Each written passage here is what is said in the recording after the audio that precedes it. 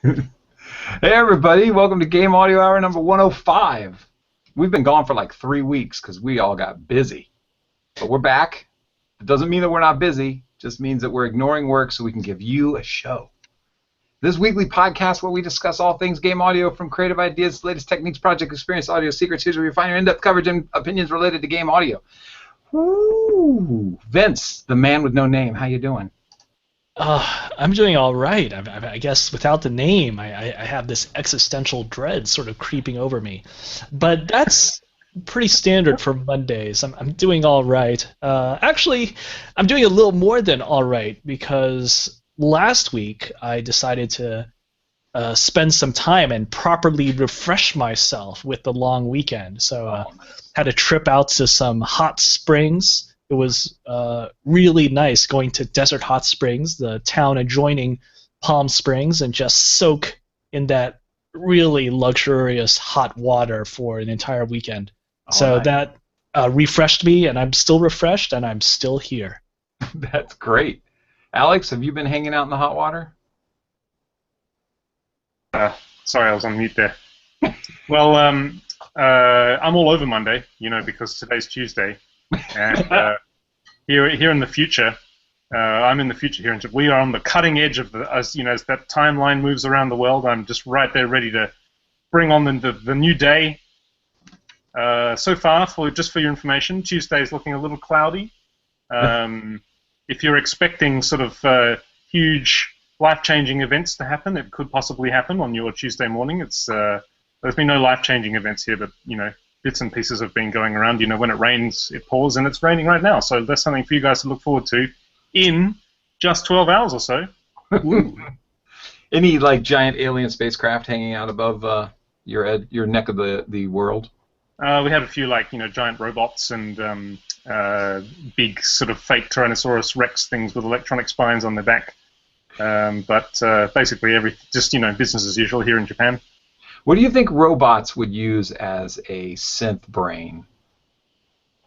Probably one of those teenage engineering, those little kind of toy, sort of groovy, funky little calculator things.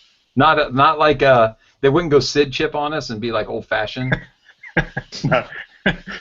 Well, if it's a retro robot, it may be, but robots are all about the future, right? None of this retro stuff.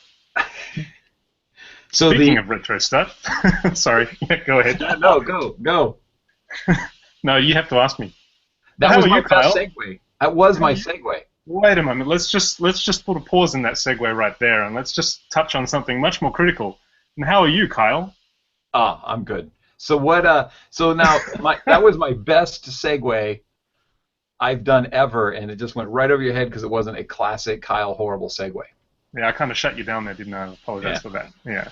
So, hey, Alex, what kind of keyboard chip do you think some audio chip would a robot use?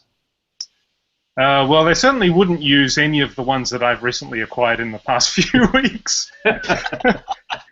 I've just to announce it to the world, because here we are in middle-aged men's anonymous. Actually, hold on. Well, no, keep on going. Okay. Here at Middle-Aged Men's Anonymous, I'm going to stand up and say, my name is Alex, and I'm having a midlife crisis. Actually, it's better than that, because my midlife crisis is now officially over.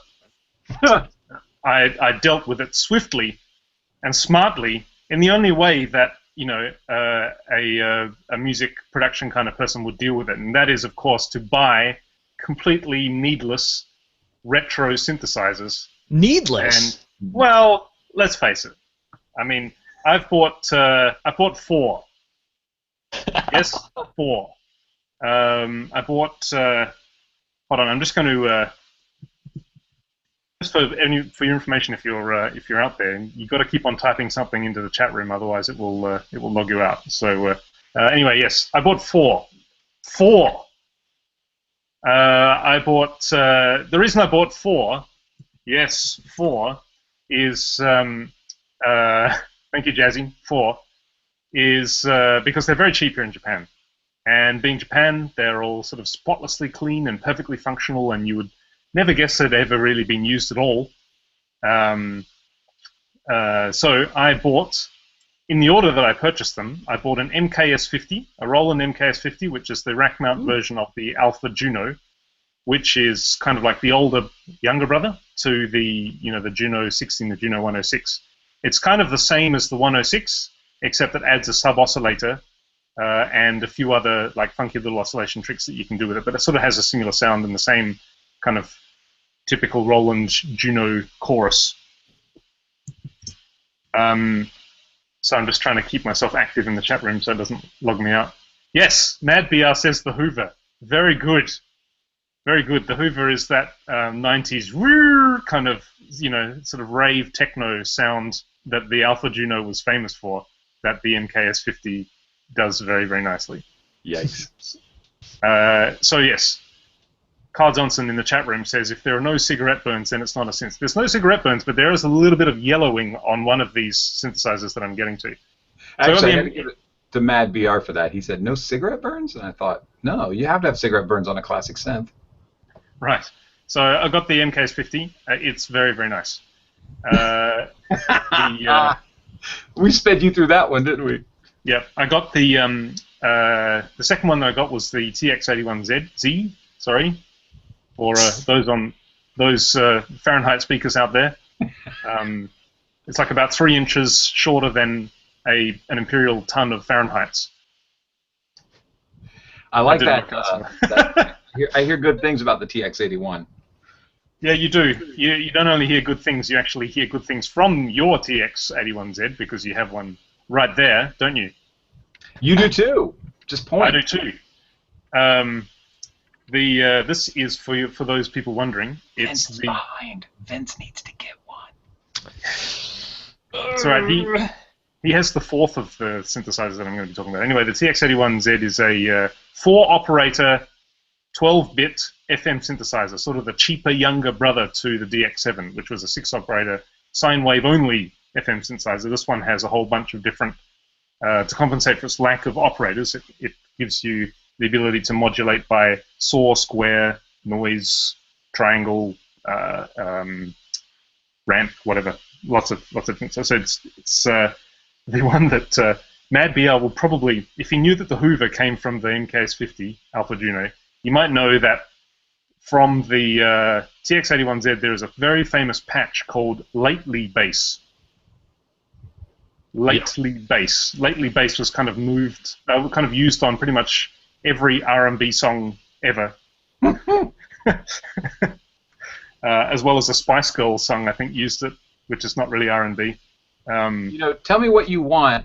What you really, really want is Lately Bass. Right. It's a oh man, can't remember the rest of the. Can't remember. I'm here to derail you. No worries. Yeah. Anyway, so that's the TX81Z. It's very nice. The third one that I got was an impulse buy, which was the D110, which is it's the multi-timbral version of the D20 or the D10, which is the synthesizer that came after the D50. So this one uses digital oscillators for the raw waveforms, the sustained sounds, and then very crunchy 12-bit PCM samples for the transients, which is the same as the D50.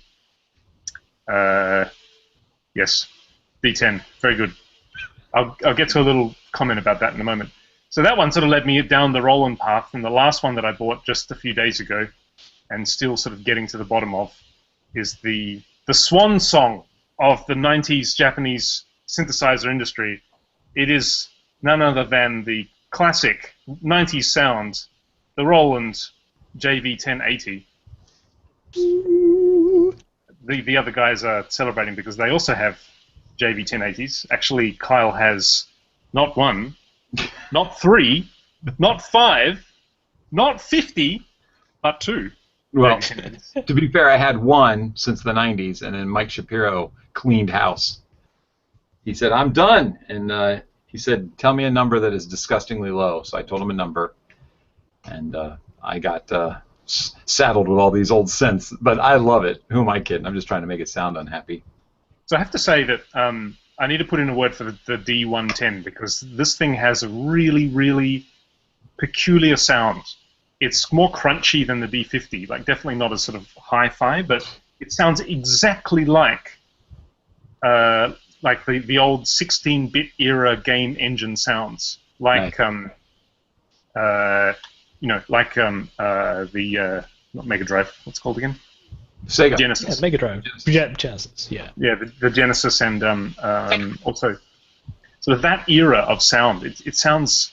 Matt M's asking about the MT32, which is very, very. Gee, these guys in our chat room, they know their stuff. The MT32 actually came after the D110 and is actually even more stepped down version of the D110. The D110 actually does have digital oscillators in it, where I think the MT32 uses all PCM waveforms. I think. And sure. interestingly, also my password for a very long time, but it is no longer for other things. So good luck trying to break in. The D110 has this. It's really cheap right now. It's an absolute bitch to use. It's a complete bitch to use. The reason for that is it was one of the very first Roland multi-timbral modules, and they hadn't quite figured out the best way to allow you access to editing the patch and editing settings for 16 different parts. So there's like there's this funny hierarchy inside it. We have partials, tones, timbres, parts, and patches. No, patches and then parts. And on this tiny little screen with these multi-purpose buttons that change what they do depending on what you're looking at, it's quite difficult. But even just the presets alone, they sound really sort of crunchy, and it's like the fattest, widest sort of mono. I'm running it in mono, but it's so fat and big. And that's sort of the fun of the D110 sort of led me down the path of thinking about the JV series. And the JV1080 is quite a masterpiece. Nice. Quite a masterpiece. It's got this son of, just for those who don't know, it's like I think that the converters in it are something odd. Do you know, Vince, is like 12-bit or 18-bit or something weird? I want to say it's 12-bit. There's something odd about the converters, but what the important thing is that it's all PCM waveform. It does some stuff with waveforms that is a little tricky to set up in software, like ring modulating sampled waveforms and FM modulations with sampled waveforms. But it also has a whole bunch of other really neat kind of features that you sort of don't really see in software so commonly. Things like stretch tuning, things like sort of random pitch fluctuation to sort of simulate something a bit more organic and less static. But the most the most incredible thing about the 1080 is the sound of it. I think that because it uses all compressed waveforms to get all of that waveform memory in under 8 megabytes, the Roland engineers, when they're making their converters, I guess they did some tricks to try and fool you into thinking it's more high fidelity than it actually is. So as a result, the low mids of the JV1080 have this extremely distinctive sort of grindy. It's a bit like the D10. Like when you listen to it with speakers, it's like right up here, right in front of your nose. A sort of grindy, crunchy, strong, sort of full tone, which I've not really heard with any kind of Rompler in software before. The other thing is it has this really nice sort of crisp top end as well, I guess, which they put into kind of try to mask the low quality waveforms. So as a result, it mixes extremely well. Like it's really easy just to get it to slot right in whatever kind of application. If it's something in the background, if it's something in the foreground, it just sort of fits in really nicely. It can be really strong, but it can be also really subtle. And Nice. yeah, it's just and it's such a. I mean, it's called the Super JV. It has like this sort of bright blue with green writing sort of LED screen and this sort of cool clicky kind of value wheel and a lot of neat sort of UI touches. I was actually tossing up between the 1080 or the 2080. The 2080 is the same, but has more presets, more effects, and a big screen, right? Yeah. And I was actually really happy that the 1080, the UI is probably the best that I've used on a hardware synthesizer, like a digital hardware synthesizer. It's like really quick and easy, and it's done quite logically, and there's a lot of neat little touches, like if you double tap the value jog dial, then it will actually undo what you've done, and you can There are if you hold Shift and do the value knob, it'll scroll between big entries, or if you hold increment and then press the decrement at the same time, it'll go faster, and like a lot of these really cool little creature comforts. So to cap it all off, I would say everybody go to eBay, go to Craigslist, go to whatever you use, and check out, see if you can get one of these things, because they're very cheap. The JV1080 really is like the final last sort of anthem of the Japanese synthesizer dominance before it sort of dropped off once we all started to go in the box, and and then of course once analog started to, like proper analog started to, we have this renaissance that we're in now. Sort of the Japanese manufacturers seem to be sort of slightly falling behind a little bit. It's kind of the last time. But does it have a vocoder? Look at that. Does it have some That's a good crazy segue. That's what you call a sledgehammer segue. No audio input on that thing. Does this sound terrible? Oh, it sounds great. Does it? It's a carbon microphone, I've learned. Wow. It's kind of crazy. This is I'm going to do a little show and tell, but I didn't want to interrupt Alex. Ooh. On Reverb.com, which I highly recommend people go to, you can buy crazy stuff like this old 1950s hotel phone that somebody's turned into a microphone, and it's super fun. Except I can't tell exactly what it sounds like because this is my first time using it. I haven't heard it yet. Room number 1663. I think I was a really big building. Huh. Well, it's FP. What could FP be? Fireplace 1663. Future permanent resident number 1663. This phone is from the future. Future kind of like perfect. a Kafka-ish future. Anyway, I want to phone this up.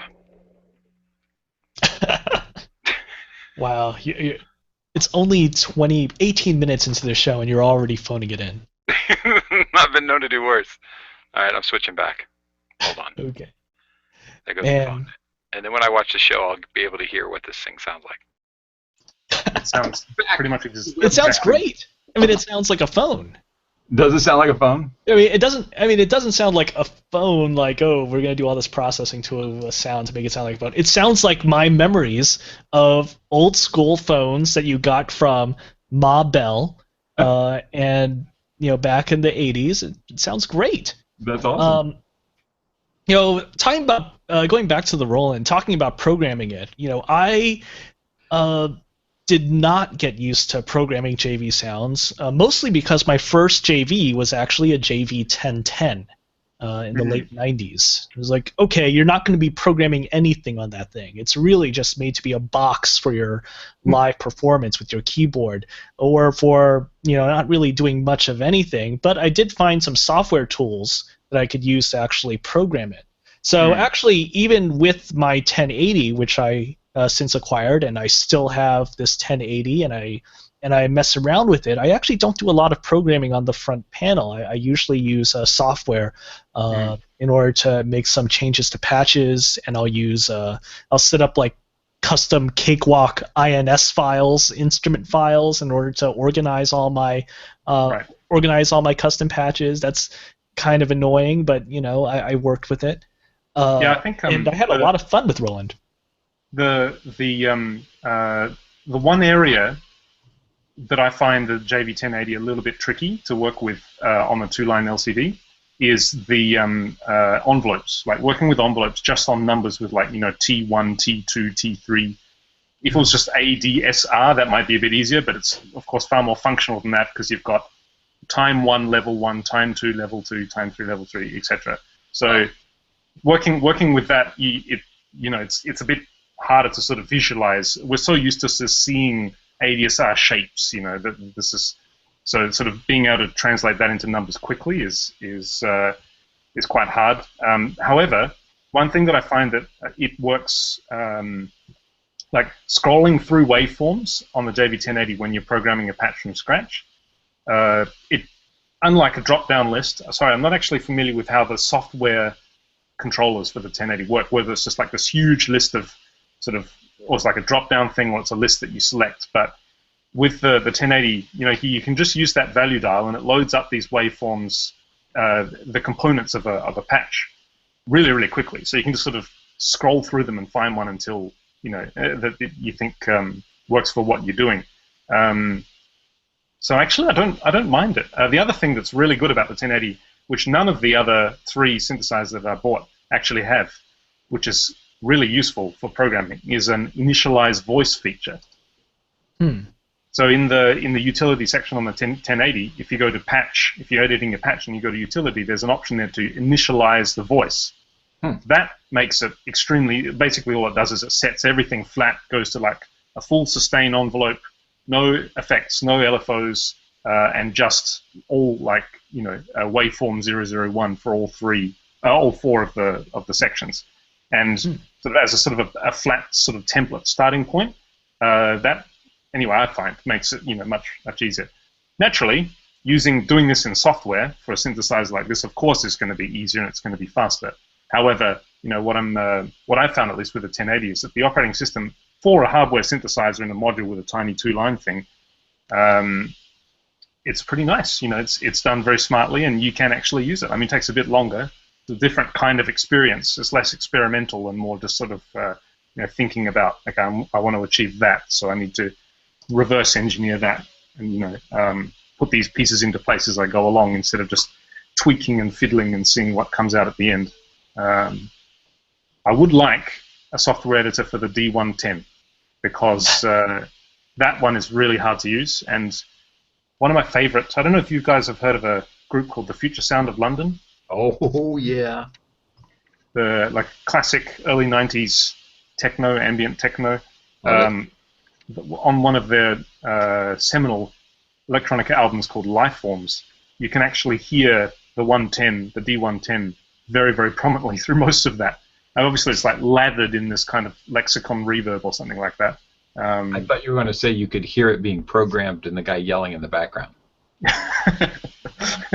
Yeah, the 110 is featured fairly prominently on a lot of Future Sound of London stuff, and that's kind of the reason I bought it, because I love the Future Sound of London.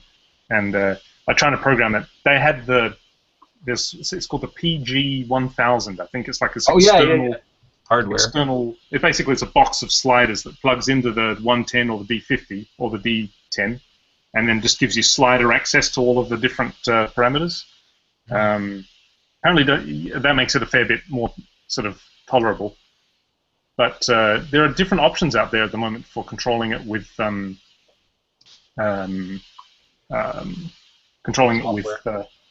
software. I just found the one that I used on my JV1080 for years, called Sound Diver by eMagic. Yeah, that's really expensive. Sound Diver, I think. There's a few free ones. I think they are. I mean, the site looks like it's from the 90s as well, but I think they're still going. There's a few free alternatives for the JV series. There's also the fantastic Controller. I think it's controller.org, spelled C. CCRLR. Yeah, .org, which is like a sort of an open source community-based thing for a whole lot of different. So there's no sort of controller panel for the 110 at the moment. I designed a few sounds in my JV 1080 that will be there forever because, other than sysx messages, which are a pain in the ass to deal with, and reading through them, I have no idea what I did. So I'd have to go. I did it in Sound Diver, right? So you do all kinds of stuff, and you mess with stuff, and you create a sound. But now in the reverse of that, if I just have the sound, trying to go through all the menus and figure out what's different in case I lose it. So I do the sysx backup. I'd still like to have an editor, be able to, like, what was cool with eMagic is you could select the patch, and then all of the information behind the scenes would update to be what that patch is doing, the routings and the settings and stuff. And that was a really nice piece of software. So if they're still making it, maybe I should look into it. I didn't think they were making it anymore. Have you guys ever replaced the battery inside your synthesizers? Dan Reynolds is just saying that he needs to get his JV1080 serviced because the onboard memory doesn't retain programming, which means it needs a new battery. Because apparently it's not that difficult. No, it's a watch battery. Yeah, Yeah, I haven't done it on the Roland. I had to do it actually recently on my Akai Sense, and it was actually a pretty easy job. And it's amazing how a lot of people online will say, yeah, replacing a battery, really annoying, make sure to send it to a person who could properly do it. But I honestly think it's not that hard. No, it's really difficult, and I'll do it for you for the price of Scotch. what's a fair trade. I think it's what I'm $300 an hour to change out these batteries because it's a lot of work. It's a lot of work. You need to get that static strap on, and of course that involves like 10 hours of assisted, like assistance around you getting the anti-static suit on. And I have to keep it plugged in so that we don't lose the memory. I could get electrocuted. So there's life-threatening. This is a life-threatening job. I got to wear a biohazard suit, and I have to be grounded properly. It's almost like you're sort of dealing with nuclear isotopes there. It's very similar in some ways. Hey! Go on, Carl. I'll open the door for you. Speaking of isotope, we'd like to say thank you to our sponsor for taking care of us, as they always do. And I think that next week, hey, have you guys taken their online test for your ear?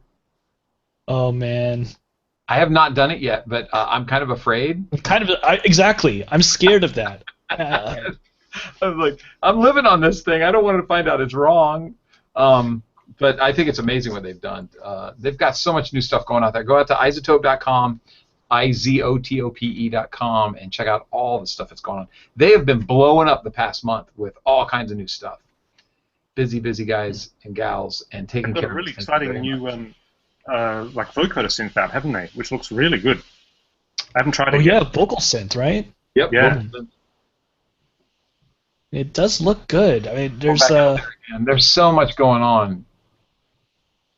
I hate to go from our favorite company, Isotope, right into a somewhat competitor, but I recently picked up Movement by Output. You guys know Output? I think it's output.com or outputsound.com. Oh, yeah. Yes. Yeah, I've seen that. It has a really nice interface. I'm not ready to do like a full review, but what made it very exciting for me is it's similar to some of their synths, but this is a plug-in. So I took a song that I'm mixing right now, and it's got this breakdown in the middle, and I applied output to the rhythm of the bass track in that middle, so it was like bouncing around and going all over the place. And it was so cool because I basically brought up a patch, and then they've got this touch thing in the middle, and I started sliding it around, figuring out what my performance is going to be, wrote that as automation, that performance, played the song back, did it perfectly, and then printed the mix with that performance in there. Super simple and really, really cool, really awesome. I will say, though, that you have to type in your serial key for this software. You can't copy and paste from the email they send you. That caused me a little bit of heartache for a while, and it's not an easy one. I wish people would just let you copy and paste instead of typing them in. The literal of that just drives me crazy. Yeah, there are a few options now for that kind of sequence effector. Mm-hmm. I think another one is it's Tantra by it's the guy who does Diversion. Mm. I searched Tantra. Probably I should put more words than just Tantra. It's the Dimitri Chess software. He does one. I'll just put a link in the... Link us! Everybody keep typing in the chat room, otherwise it'll time you out. This is great. Our chat room's never been more active. People must love what we're talking about today. People must really love our show today. We've been lying since the beginning of the show. You actually don't have to worry about timing out. It's all an evil plan of Alex's to keep everything moving. Anyway, Dimitri Chess has a plugin called Tantra, which is also like a sort of a sequenced effector where you have a bunch of sort of... It's like a grid set up, and then you can basically sequence different effects to come in and out. Gotcha. The other one that's sort of in a similar vein to this and also Movement, any of the offerings pretty much from a company called Sine Vibes. Have you heard of them? No. Sine Vibes have a very unique sort of visual style. They only make Mac plugins, and most of their stuff is sort of very. This looks cool. Yeah. Yeah, it does look cool. if you look closely at them, a lot of them are very. I'll just put a link in the room for everybody.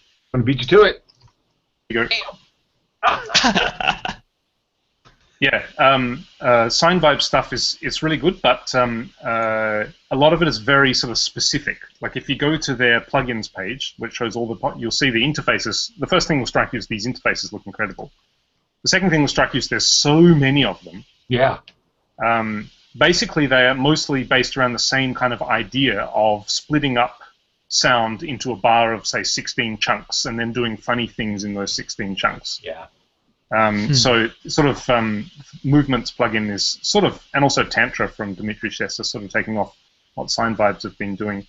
Unfortunately, because they are Mac only, and also because a lot of their plugins are very, very specific. It'll just do one thing very well, and it'll give you a specific certain sound. Yeah. If you're not really after that sound, then it's sort of a bit limited in its usefulness. Yeah, I see. So that's one reason why Sign Vibe stuff, you don't really hear too much about them. It's not as ubiquitous as, say, Isotope or any of the other offerings in this kind of multi-effects kind of area. Yeah, for the complete collection, they want $300. That's really not bad. Wow. But I mean, a lot of them, like if you just look at one of them, for example, Fraction, audio slicing workstation, you'll find that $69 for that one. Yeah, the price is very reasonable. They look great. If I find out that I need a little bit of fraction and some more of flow, or I need a combination of flow and fraction, then I don't like that. It's just the problem with, I mean, we're talking marketing now and not game and not audio, but yeah, when you have like far too many products, especially ones that sort of look kind of similar like this, like as a consumer, Sign Vibes, let's have a look and see what they do. You open up, it's like, whoa, okay, where do I start? I guess I'll click this one, and then you sort of give up after that point. On something related to that, but very big, is during the old Guitar Hero days, we got to the point where we released a band bundle, and do you know what Activision called that game? They called it Guitar Hero. Shit, it just left me. What was the fourth one? World Tour. And so that kind of marketing crap drives me crazy. We've done this thing and you named it wrong, or you've done this thing and there's too many of them that look the same, and you've lost your sales. People aren't getting the information that they want from that. I remember that there were a lot of complaints from people going out to buy the game and not knowing whether they were buying the latest game or an old game. So you got to be careful with that. If you put out a bunch of product that looks exactly the same, in my opinion, I'm thinking that, Sign Vibe, splitting it up into all those different little nuggets is not really helpful, in my opinion. Yeah, I think. As soon as I buy one, I'm going to be thinking, maybe I should have bought a different one. Yeah, it's kind of like the Wii U, like Nintendo's. Like, it's such a bad. It looks like the Wii, and nobody really knows what it is because the title is Wii U. If they called it something like, Nintendo Flop or Nintendo Not Quite or whatever, it would have definitely had more success because this is something new from Nintendo. Yeah. Instead, for so long, nobody was like, is it like an add-on for the Wii? Is it like that funny big screen controller that plugs into a Wii? Or a lot of people think, it's just like a peripheral for the Wii. It's not. It's actually a completely different next generation console, but nobody realizes that because the name is just way too similar. Hey, speaking of crazy names, have you guys heard of this game, Tsum Tsum? Oh man, so. How's that for a segue? I've been practicing. Why Tsum Tsum? Just before Vince gets into this, let me just give you a quick introduction. So it's by Disney, and it's a free-to-play game, and fortunately now we're seeing signs of a recovery in Japan from the Tsum Tsum boom. Let me just say that about 3 months ago, up till about 3 months ago, it was seriously bad. Like, I haven't seen that level of widespread devotion to a game from all genders and all age groups since Puzzle and Dragons here in Japan. Puzzle and Dragons as well, that was like seriously bad. Everybody was playing it. Tsum Tsum up to a few months ago. Seriously, everybody. You go onto a commuting train, and of course, naturally in Japan, these commuting trains, you're doing one of two things. You're either sleeping or you're doing something on your phone. And I could guarantee you that up until 3 months in a packed train, it must be like about, I'm trying not to exaggerate, about 70% of the people on the train would be playing the same game. Mind you, without headphones, like with no sound. Yeah, I mean, this is a Japanese commuter train. I mean, some people have headphones, but most people play with no sounds. But, man, it was really, really seriously bad. And it's, as a game developer, you get on the train to go to work to go and make games, and you look around you and everybody's playing the same game. It's hard not to feel a bit cynical, especially when it's a free-to-play game like that sort of so much of it is sort of designed to sort of grab you and then keep you. And speaking about, actually, Vince can speak from complete experience about being grabbed and held by this game. So how did you go with it, Vince? Oh, God. Well, it's funny, even though I'm playing Tsum Tsum, or I was playing Tsum Tsum, it's a slightly different game over here in America compared to Japan. I don't mean that the mechanics are different or that the art's different. I mean, it's still all these plush characters of Disney art. I actually just uninstalled the game yesterday, and I reinstalled it so that you guys can see what I'm talking about here. No, don't do it. No. I'm gonna do it. I'm gonna do it. Look at this. I'm gonna turn up the volume. Turn up the volume. Turn up the volume. Oh. Oh. Look at how cute it is. Oh. This is Tsum Tsum. It's a very simple game where these plushes fall down from the sky, and you have to just continuously clear them by connecting them, connecting at least 3 of them. And they sort of stack on top of each other like this. It's a very simple game, and it got me. I was playing it for hours at a time over the weekend. Actually, just this last Sunday, I played it for 4 hours straight. Vince, fight it, Vince. You got to fight these urges. No, it's bad. I mean, I just uninstalled it. I uninstalled it. It hurts, and well, actually, I just reinstalled it. I will uninstall this after the show. I swear. Do it now, Vince. Do it now.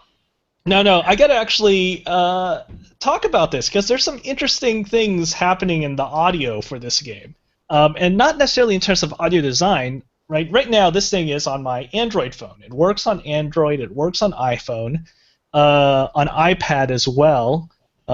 I've actually tried playing it on both an Android tablet as well as a big iPad, and it's mostly the same experience, except for one really big thing. This is a very, very short game that's played here, and there's various music cues and sound. But the games are really, really short. It's not like Candy Crush where you're playing a level for 2, 3, 4, 5 minutes at a time. Every game starts with a timer at the 1 minute mark, and then it counts down. And in that 1 minute, you're tapping, frantically at your phone in order to clear all these Tsum Tsums. And you've got this music that's playing in the background for it. It's a very short loop, and it keeps on looping. All the music is extremely short. And by short, I mean like NES era short. A lot of those things from the NES era were actually incredibly quick pieces of music. Like, Castlevania. I remember when I was working on Castlevania, I had to remix a bunch of those Castlevania tracks. Nice. Many of those tracks were 15 seconds. That's actually kind of a thing with this particular game because almost all of the major tracks in Tsum Tsum are exactly 15 seconds long and are made to be seamlessly looping.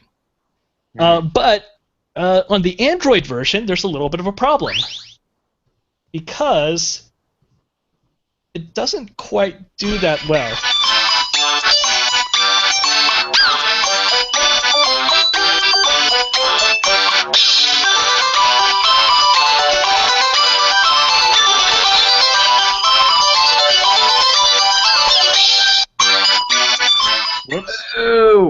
boy. What happened there? You heard that, right? Yeah. It's supposed to be seamless looping. This is a very advanced smartphone. This is it has not quite the highest power processor you can get. You know, it's a Snapdragon 805 instead of the Snapdragon 810s that all the really fancy Galaxies and whatnot have. But it can still loop audio. It should be able to still loop audio, right? I was playing this on my old Apple iPad 2, and the iPad 2 was what 2011 or 2012 when that thing came out? Still on an iPad 2. Don't rub it in. No, I mean, nothing wrong with the iPad 2. It works for a lot of things. It's just old hardware. And that thing plays all the audio perfectly. Audio loops seamlessly. Audio cuts off at just the right places. When there's a flourish that takes over from a musical cue, it takes over properly. On the Android version, on both my Android phone and my Android tablet, you'll have music that it will take about 2 seconds before you realize, oh, I should have stopped that track. Or this regular occurrence of, oh, that 15-second sound cue, that thing is not going to loop properly. None of the music loops properly on Android. And it's not like my Android devices are one of some of these cheaper, less ubiquitous Android devices. The Android devices I'm testing them on are a Nexus 5X and a Google Nexus 7. So those are some of the most popular devices around. It must be is it frame rate related? It could be frame rate related. So the game is actually running, it's like based off the frame rate clock and it's running slightly slow? It could be, but it doesn't seem like that. On my Nexus 7 tablet, which is, again, about 2-3 years old. No, not 3 years. About 2 years old hardware compared to this phone. The frame rate actually looks very smooth, about as smooth as my iPad 2. But still, the sound just does not loop seamlessly. Is there something in the Android API where you have to call the song fresh, and it has to do a call every time, and therefore end the song just to repeat the song? It could be. I mean, that might be how they're doing it. Dan actually mentions if it's a buffering thing, and that's actually a well-known thing. Generally, Android audio buffers are much larger than on iPad or iPhone, and also between different devices. So between your Nexi and your Samsung phones and your LG phones and all that, you're actually going to have different sizes of buffers. And I have been looking online and found that, oh yeah, these phones have very small audio buffers. These phones have much larger audio buffers. And it could be that that is in fact what they're doing. They are calling the song fresh, and so it doesn't actually loop seamlessly. They're not actually caring about looping seamlessly. They're just saying, oh, let's start again, and then you hear that gap. So it's interesting. It's kind of funny. You have this game that's a really simple game. You have audio that are really simple audio requirements that need to be fulfilled, and yet on Android, it's like, oh man, this is not actually working properly, and you get gaps, and you get songs that don't cut off properly, and whatnot. And yet on 3-year-old Apple hardware, it works perfectly. So that's fun. I had a lot of fun thinking about that and observing all of those issues.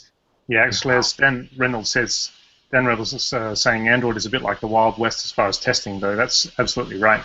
Like when we were working at the previous company that I was with, Winning Blimp, when we released our mobile game, we kind of thought it was done in what did we use for that? It was Cocos 2DX, Cocos 3DX, one of those.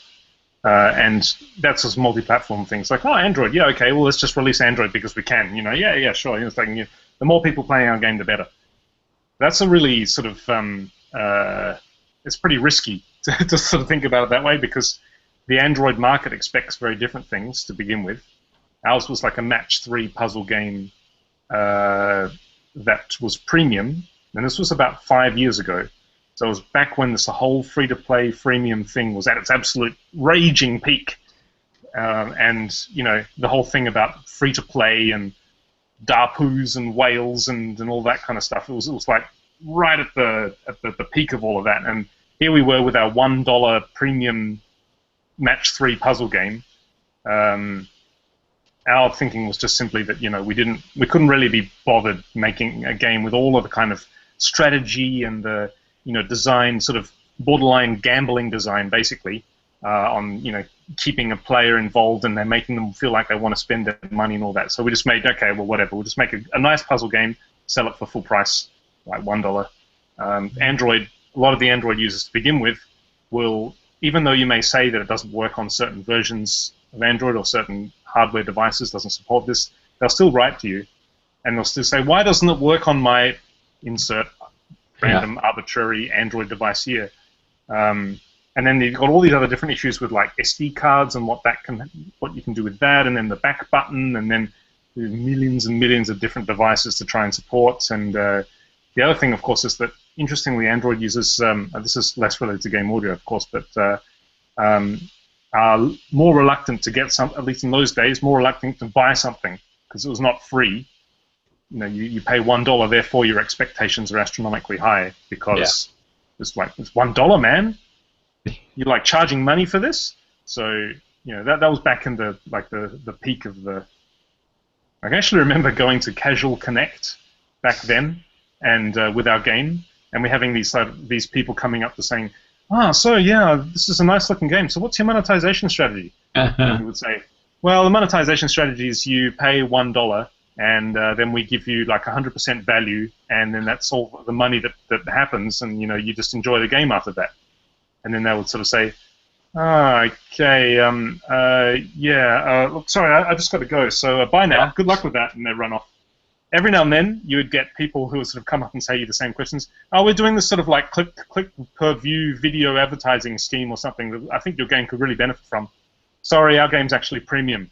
And I'll say, oh, okay, well, I guess you may not be able to use what we're developing, but I actually really agree with what you're doing. Goodbye.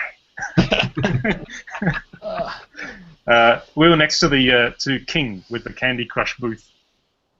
And so, it was like an interesting contrast, and it was a funny thing to be a premium game in those days. But anyway, that's a bit off topic. No, it's good. It's good for people to know what's going on behind the scenes when you develop a game. Yeah, games are hangers-ons. It's tough, They're, with those freemium games or pay-to-start games, there's so much of it that is, oh yeah, we're going to give you this game content, this game content, this game content, but later on you pay for this content. But that's not really what it's about, huh? It really is about your connection to yourself. In that 4 hours that I was playing there, I was playing because of a Star Wars event. And not because it was a Star Wars event, but specifically because the Star Wars event was promising a drop of a high-level special Tsum Tsum. It was a Princess Leia Tsum Tsum. So you have special moves in the game that you can do that are connected to the different characters. Like Belle from Beauty and the Beast will waltz across the screen and clear Tsum Tsums. You have let's see, what else? Baymax will expand Tsum Tsums and make them big, like he is. Things like that. But this Princess Leia Tsum Tsum was supposed to be a max-level Tsum Tsum, super powerful. And I was playing it because I wanted to get to know that feeling of being able to do that max-level Tsum Tsum that will not drop any time after this special event period. Did you know that there's been a lot of legal trouble in Japan because of games that do that promise? There was, I think just a few weeks ago I read an article about, which game was it? Was it Tsum Tsum? Was it Grand Blue Fantasy? Yeah, that's it. Yeah, you saw that article too. Or maybe maybe you linked me to it or something. Yeah, so just give people to give an idea of, to explain that. What was it? So the company promised that if you bought enough of these sort of gems or whatever during this specific period, you would have a very high chance of scoring some really, really rare super duper thing that would only ever occur once. But it's not a guaranteed thing. So you buy the gem, but you don't know whether or not you're going to open it and find the. Oh wow. You don't know what you're going to find when you open. This technique comes from a kind of Japanese toy, which Vince will immediately be able to know the name of, which is Gachapon. That's right, gachapon. Gachapon actually described in Japanese. Gachapon is it's a what's onomatopoeia? Onomatopoeia. It's onomatopoetic. We need Mike here. Fancy. Mike Shapiro. Yeah, it's the sound of those machines because they go gacha and then the thing falls down and goes pong like that. That's why it's called gachapon. Anyway, the whole idea is you put in a coin, you have this sort of box in front of you full of these little plastic eggs, and you crank it, one drops out, and then you open up and you see what you got. So that whole sort of enticing idea that just one more, I really want to get this specific one, so I'll just keep on doing it until I get it. So that actually is a very, very it's a big no-no as far as that borderline, the gray border between gambling design and game design. That one crosses, at least in the eyes of the legal side of game development in Japan, crosses well into the gambling design area. So this Grand Blue Symphony, was it? Grand Blue what? Grand Blue Fantasy, I think. Yeah, they had this thing that you buy these gems for a certain amount of money, and then you have a very high chance of getting this special thing. And so some people spent like thousands and thousands of dollars, or like tens of thousands of, hundreds of thousands of Japanese yen, to try and get this specific thing in this period. And when they didn't get it, of course, as any consumer would be, if you just sort of woke up after a dizzy spell of gambling lust, wait a moment, that wasn't fair. Mm-hmm. And so a lot of people are sort of complaining to the company that made the game to say that, that questioning about whether those mechanics were ethical or not, which of course they're not. But when it comes to sort of free-to-play, really people are like skirting right up on the edge of what is gambling and what is game design. Mm-hmm. Yeah. In the case of Tsum Tsum, it's not quite like that because events were not just event periods, but actually tasks that are to be completed. So I actually completed all 30 of these tasks, and amazingly, I did it without spending any money because I know a lot. Basically, I've had the game for a long time, and friends would just give me lives. And I had a lot of friends that were giving me lives. So when I logged into the game, I had something like 100 lives that I could use without having to either pay for it or wait 15 minutes for a life to refresh. So I could just keep on playing continuously. And I was able to complete all 30 of these tasks in a 4-hour period. And so by the end of it, I actually absolutely definitely got that super high level Princess Leia Tsum for this game, and I hated it. It was definitely high level, but it sucked. It's like, oh, this is such a crappy. Why did I think that this thing would be this cool? It's not cool at all. But yeah, I mean, there is the connection between how much you spend in terms of time and money and how much game they're giving you. But then there's that more important thing about that connection that you have between yourself and your potential self, which is what the game facilitates. I got disenfranchised from the game because it gave me something, and I became that thing, and I decided, oh, I actually hate that thing. On one level, I'm like, oh, yeah, this is actually not a type of gameplay for the game that I actually like. And on another level, it's, oh man, this is what I've become, if only for a few short hours on a weekend. And it's not a huge part, it's not a huge destructive force on my life like some other addictive things can be for other people. But I still recognize that, okay, time to get rid of this. I'm done with it. Done with it? Well, until I put it back on my phone. I mean, there's something to these freemium games. I mean, actually, one of my favorite games right now is a freemium game called Ace Combat Infinity. And I've been playing that on PlayStation 3. And I'll say right now that, yes, I probably spend about $35 a month on that thing. I actually do spend money in order to play that game continuously if I have time on the weekends. Because I like that game, and it happens that I'm actually connected to the game is actually an interesting tool for facilitating this social experience that I have with these other people who play the game. It's a pretty small community-based combat community, as well as connecting me with my own potential self while I play this game. I feel good about my play through the game. I feel like I'm getting better at this game, which is a very skill-based game compared to a lot of other free-to-play games that are out there. And so I'm like, okay, sure, I'm going to do this. About $30 a month will give me about 60 fuel, and maybe 2 or 3 weekends over the course of the month. Nice. I'm going to play this thing, and I feel nice about that. I guess that actually technically means that I am a whale in this freemium game. Well, there's different levels of whale out there in the freemium game space, but I'm okay with being a whale in this particular game. Not so much on this game. Not so much on this Tsum Tsum thing. You mentioned free to play games on PS4. I dig, and I have dug for quite a while now. The DC Universe Online. Have you been playing that? Oh yeah, that's on PlayStation as well. I remember playing a little bit of that last year, but I haven't really gotten into it. I still visit it, and when I don't play it, I miss it after about 2 or 3 months. But I loved City of Heroes. I went really hard into City of Heroes, so this was a really nice. Gives me that City of Heroes feel, and yet it's cooler.